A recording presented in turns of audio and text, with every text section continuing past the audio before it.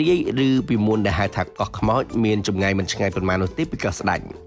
ចំណុចពិសេសនៃកោះរីករាយនេះគឺមានឆ្នេរខ្សាច់ទប់ល្មមសម្រាប់លេងនៅពេលនេះខ្ញុំបានមកដល់កោះរីករាយហើយដែលពីមុនគេហៅថាកោះខ្មោចហើយ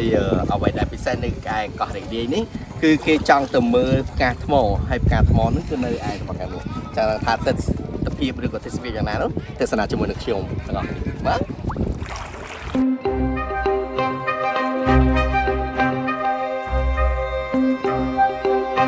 ខ្ញុំជឿថាមនុស្សមួយចំនួនប្រហែលជាមិនចាប់អារម្មណ៍នោះទេថាការមើលផ្កាថ្មវាអស្ចារ្យប៉ុណ្ណាមែនតើទៅបើសិនជាអ្នកមិនបានទៅមើលផ្កាថ្មពេលទៅកោះរីករាយនោះទេអ្នកប្រៀបដូចជាបាត់បង់ឱកាសមើលនៅភាពស្រស់ស្អាតនៃជីវិតរបស់អ្នកអញ្ចឹងបើនិយាយឲ្យងាយស្ដាប់វាដូចជាអ្នកទៅខេត្តសៀមរាបហើយមិនបានចូលទស្សនាប្រាសាទអង្គរវត្តជាដើមខ្ញុំពិតជារំភើបខ្លាំងណាស់ដែលបានឃើញជីវៈចម្រុះនៅក្នុងសមុទ្រយ៉ាងណាមិញផ្កាថ្មមួយចំនួនបានងាប់ដោយសារតែមនុស្សយកដៃទៅប៉ះវាបើតាមខ្ញុំធ្លាប់រៀនសូត្រពីអ្នកអភិរក្សផ្កាថ្មមិនមែនជាដុំថ្មនោះទេវាគឺជាវត្ថុដែលមានជីវិតនៅពេលដែលយើងយកដៃទៅប៉ះវា